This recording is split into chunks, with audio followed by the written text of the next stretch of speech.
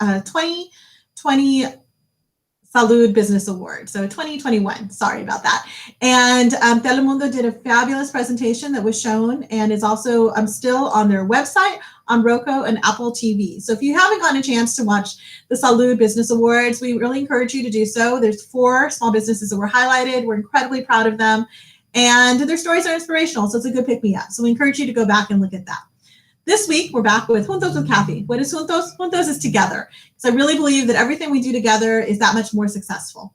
And this week, we're taking a little bit of a different turn. We're going to talk a little bit more about what's happening internally here at the Sacramento Hispanic Chamber that's going to help our small businesses. I'm very excited to let you know that we have brought on David Contto, who's going to be our business consultant, doing one-on-one consulting with small businesses, and also facilitating some other programming that we're doing here for small businesses. So welcome, David. Thank you for joining us. Hi, Cathy. Glad to be here. Well, we're excited that you're here. So David, let's just kind of start off a little bit about your background, because I'd like people to know why we brought you on, because I know you have a lot of expertise in banking and finance. So why don't you tell us a little bit about your background and how you've been working with small businesses? Well, I'm also an immigrant. I was born in Lima, Peru. I came here to the United States in 1989. And one of the things that interested me throughout my career I started working at shoe stores or restaurants, and there was one common factor, and it was really working with people. And my uncle, who used to work for American Express, was the one that got me interested in learning more about finances and banking. So back in 1991, I worked for one of those big bank corporations, and after that, it just became a 26-year career. I started as a teller all the way to management for the last 20 years of my career. And I touched anything from just the consumer lending to the business lending. I did investments there for a while as well. So just throughout my years of learning, I picked up a lot of information about the banking system, and most importantly, how to help our Hispanic culture to be able to maneuver through all the banking system and the financial system in the United States. That's so great. Well, that's exactly what we need here at the Sacramento Hispanic Chamber, was your expertise to work with small businesses. So let's kind of start there. When you said, helping especially our Hispanic community learn the banking system, what is it that they need to learn? Because I've told people that sometimes there's this idea, you go to your teller who's very friendly and very helpful at all the banks you go to, make deposits, make withdrawals. And sometimes people think, well, this is a relationship, right? And then when it comes time that I'm ready to more access to capital, I'm either going to buy my building, I need a loan for other equipment, and maybe that wasn't really the relationship that I needed to be building. So what really should a small business be looking at in building that financial relationship? Yeah, I think whether you talk about consumer or you're talking about business lending, I think there's one common factor that I found out, and it's the old cliche that says that knowledge is power. And I really didn't know much of who said that until I investigated, and it was the third president of the United States, Thomas Jefferson, who said it. But he said it in this manner: knowledge is power, knowledge is safety, and knowledge is happiness. So what I found out is that knowledge truly empowers people to become a little bit better financially. And what I found out in my career was that information, especially in Spanish, which is important that our Latino culture can relate to, and then they can connect this the services that the banks offer. They can build a relationship. They can become better informed about their finances. They can make sound decisions. And really, the purpose that I see is that people can actually empower themselves with knowledge, make sound financial decisions. They can bring the level of financial safety a little bit better than it was before. And in the process, maybe add a little bit of happiness. Yeah, money is not everything in the world, but it does help a little bit. So my job is to connect people with information and then empower them to make sound decisions financially, whether it be personal or whether it be in business. Wonderful. And so what is the first, generally, so for a small business, what's that first step though? If I'm going to start developing that relationship and I go in the bank, what's the first thing I should really do? Well, definitely getting to know the system is important, but as a small business, we play an important part in the community. And the financial system is just one arm of many ways that a business can grow and relate in the community. I learned that working with people one-on-one, I learned that people are not an account number. There are actually stories behind them. There's actually needs, there's struggles, there's success, and there are many things. And connecting with a local bank, a local organization, it's very important for a small business to be able to grow and relate, and potentially, be a good influence in the community with what they do as a business owner. Right. And so you hit on something, the one-on-one consulting. So this is the part we brought you on here to the chamber to act as a consultant with us. And so for small businesses to connect with you on a one-on-one basis. So if someone wanted to do that, sign up, have one-on-one consultant with you. And David, what should someone expect, from that hour that they get to spend with you or more? Because people can sign up for multiple times after that. Right. It's important for me to know the business, what they do, what their goals are, what they envision to grow. It's important to know who they are, not only as a business, but as a person. And just I like to hear about what their vision is, what their goals are. And in that process, we talked about a lot of the struggles that any business owners go through. And it's important that I provide the best information that I can to be able to help them, maneuver through those struggles that any business owners goes through.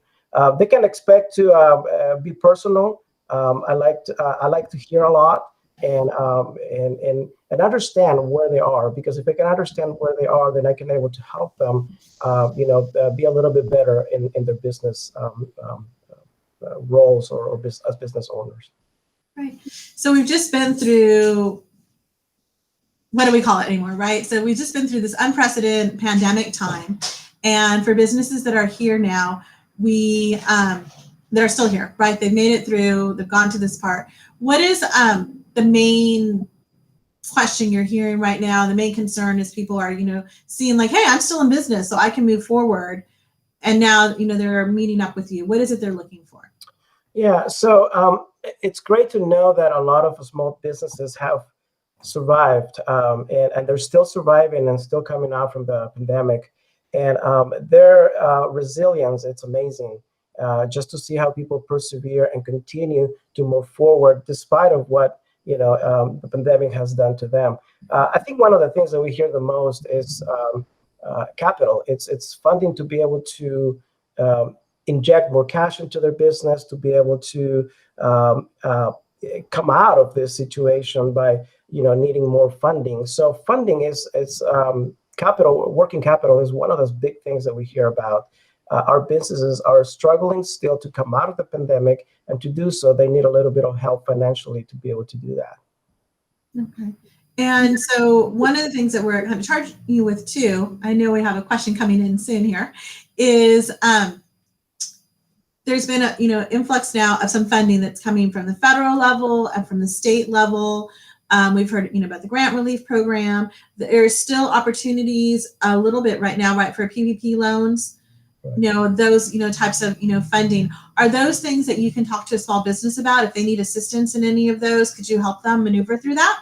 Absolutely, yeah. One of the goals is to be able to not only connect them with the sources that are available, but again, help them through all the paperwork and the collecting of information and be able to submit it. So that's one of the things that we coach people and businesses as well, how to prepare documentation, how to have things ready when the assistance does come in, that it's a lot easier for them to apply and get the funds that they need.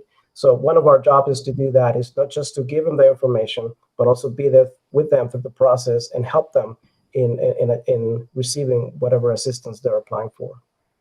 That's great. So one of the other things, David, that I've been letting people know is that, and you can correct me if I'm wrong, right? So we've had all this happen, and there's been funding coming, and there's programs, and we'll talk about some that we've got going on through the chamber that you're going to assist us with. But what I have told people is that we're not letting you off the hook of the business plan. That more than ever, I think what we found in the past year, how important it was to have some sort of document to share. Now, do you agree that this is something that people should still look at? And what happens to that business that says, I've been working and going and I really haven't needed one? Like, why is it so important to have that business plan in place? Yeah, having a business plan is just as important as having a map.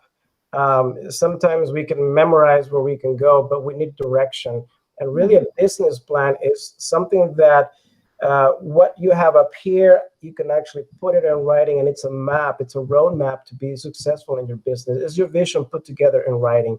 And it's so critical. The businesses not only have their desire and the drive and the vision, but they'll actually document it. And so they revise that every year. So business plans is so important for a business to be able to see where they are, where they want to go, and what it will take to grow their business to that point. We also help them with that. We want to be able to have every business have a business plan and being able to follow that roadmap, revise it. It's very critical. It's very important, not only for financial assistance, but as a business, it's good to have write it down exactly where I am, what I want to do, how long is it going to take me, what resources do I need, and so you refer back to it every time, and it's a wonderful tool. And I think that's something we found true. A lot of businesses just jump on board and they're eager to start, and they do well, but they need this critical piece. That again, I remember the old days when you used to pull the map in the car and you're driving. Now you have a GPS on the phone, and we use it consistently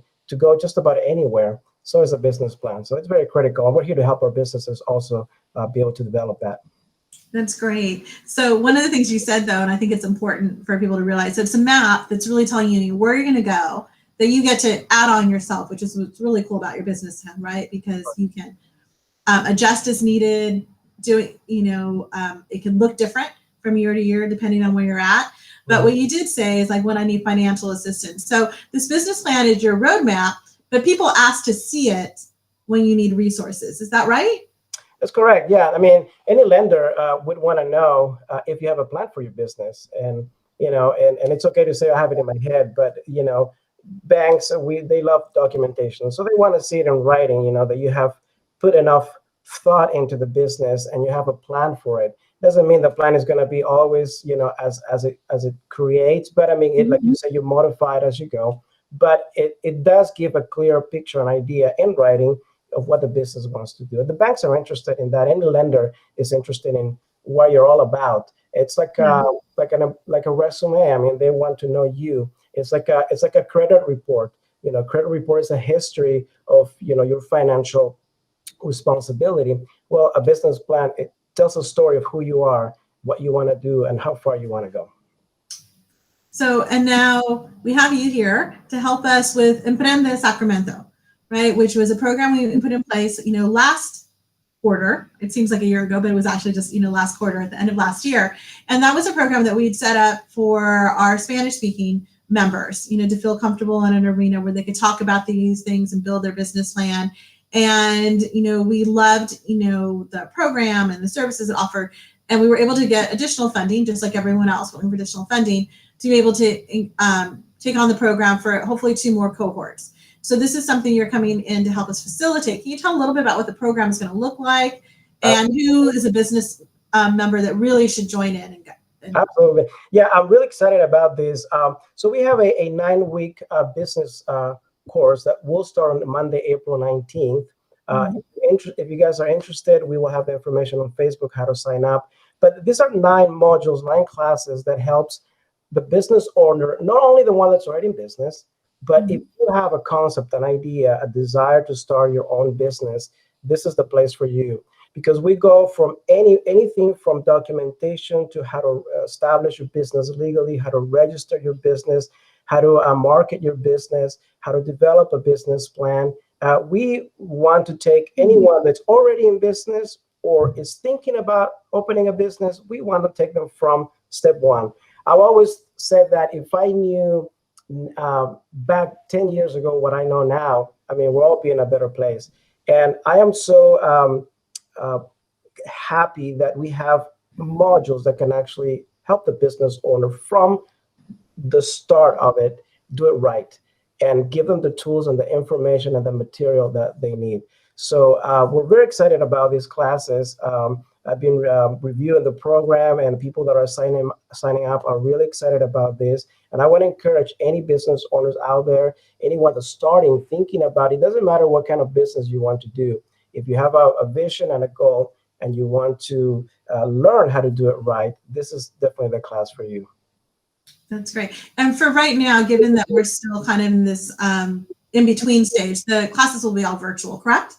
Correct. They're all going to be virtual. There's going to be, we're going to have presenters that are expert teachers in the materials, so you'll hear directly from them. Most of them will be business owners as well, so they're going to be speaking of their own experience. And so, yeah, the class is very complete. It's got homework as well, and it's just a great class that we're really, the goal is to empower, once again, every business owner from the beginning, how to manage their business and how to be successful.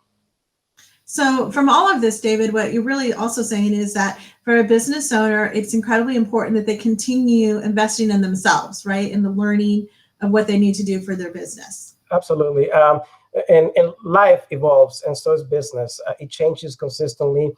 I think we've learned through the pandemic to do business in a different way now through all this, virtual internet. And so everything evolves and changes, and so is the business. And it's important that every business owner, revises their business plan, and marketing changes, people change, interests change. And so we're in a constant movement, and it's important that any business owner that's already been into it for a couple of years will also benefit from this class as well. Good. So do you think that, we saw this in pandemic, was surprising to me because we talked about it a lot for kids in schools and the challenges of technology. Do you feel like this is an area that is an opportunity, for our businesses to learn more, whether it's, their own skill set or maybe how to apply it into their businesses? Absolutely. Yeah. I think we're coming into a different generation. It's a different consumer generation as well that is growing with technology. And this is one way to attract new customers to your business. If you're not using technology, you're really kind of getting behind. And so it's important. And we want to give the business owners the tools they need to be able to market their business. It's a new generation with new emphasis, new goals, and we want to attend to their needs. And technology, it's a big key right now for any business to grow. And so, yes, absolutely. Great. So, David, so Maria actually doesn't have a question so much as she's looking for information, be able to get the information in Spanish. So probably this is a good time for, maybe we'll switch a little bit, right? We all know my Spanish is a solid B, so I can manage through pretty well. But I know yours is much better, and that was one of the reasons we want to be able to let people know the information, the one-on-one consultings are able to be offered in Spanish too. So let's take a moment for Maria so that she knows la información también está en español. ¿Nos puedes decir un poco, David, de eso? Por supuesto, sí. La información que damos a todos los dueños de sus negocios es todo en español. Puede llamar a la Cámara de Comercio Hispana o puede también entrar en línea. Y tenemos una forma donde usted puede firmar la información que usted desea para que podamos contactarla y así poder establecer una consulta uno a uno con usted. Así que toda la información está en la página de la Cámara de Comercio, así que todo es en español. Tratamos de darle toda la información en español, tratar de conectarla también con los recursos, así que estamos para ayudarles y para servirles. Gracias, David. So, es importante también para todos que saben que todos saben inglés y en español. Estas clases para aprender, todo va a estar en español. Sí, las clases para Emprende, todas estarán en español, el material todo va a ser en español. Así que sí, les animo a que por favor se registren y puedan participar de estas clases. Perfecto. So, gracias, David. So that's our first ever switch over into Spanish, just so you know. So Juntos with Cathy, we do everything here. And so we're happy to do that. So hopefully eso te ayudó un poco, Maria. But we do want to let people know that we are offering it. We really realized that a lot of our courses and things that we're offering, we really want to make sure that we're doing it in language and what I call in culture too, right? There's a different piece of people wanting more one-on-one, which is a challenge during this pandemic that I feel that we really met. We have promotoras that are going out right now doing that grassroots meeting with businesses, and some of them are the ones that are actually signing people up to meet with you on the one-on-one consulting. Is that correct? Absolutely. Yes, absolutely. I'm still trying to switch from Spanish to English. Hold on. Yeah, absolutely. Yeah, if you go to the website and there is a link right there where they can actually sign up for the one-on-one consulting, and we'll be contacting them to make up a time that's best for them. Mm-hmm. So here's a harder question, David. So for the businesses that maybe are wavering, right? It's, I was successful, but I'm at the point where I got to make a decision. Like, am I going to move forward or start a new business or really just fold up? Like, right, this is the time where I really got to make this decision. And it's actually an important one, right? Because how you close a business is equally important as starting a business. So what are those variables? How do I know, like, yes, is it just I'm passionate and I'm ready to go? Or are there really some concrete variables that I really need to consider to say, yes, you know what, I should move forward. This is what I just need to do a couple of tweaks and it'll be okay. But really, what goes into that type of decision? Yeah, it is. It is a tough decision, and the conversations that we have with small businesses back in October, November, December of last year, and we're having today is slightly different. Last year was very much survival mode, and we came across some businesses that have been around for years, but they came to that crossroad of a decision. What do I do? I think the biggest factor that I heard from most of them was, is this business, consuming not only my mind, but my well-being and my family, and it's affecting beyond the business. And I think that was the factor that some of them decided, after so many years, it's probably time to, call it quit and look for something different. So I think when it goes beyond the financial aspect and begins to touch your life and your family, and it affects other areas of your life, it's a tough question, to answer. But I think that was the common factor with most of them. Money can be recouped and those things, but health, family, life, that's different. And so you really got to weigh, the two of them. And I would say that the majority of businesses are resilient. They really put things in perspective, and they put their hopes that things will get better. And what we're hearing now is a little different conversation than a few months back. And so people have, more hope. And with everything being reopening soon, there's hope that things are going to get better. And so even though they don't see it now, they know it will be there. And so that's changing the mentality as well. But yeah, I think the key element is when it goes beyond just your business and it begins to take a toll on other areas of your life, I think it's time to kind of rethink. And it's okay. It's okay to shift gears. It's all right. That doesn't mean failure. It just means that you're making a good human and business decision.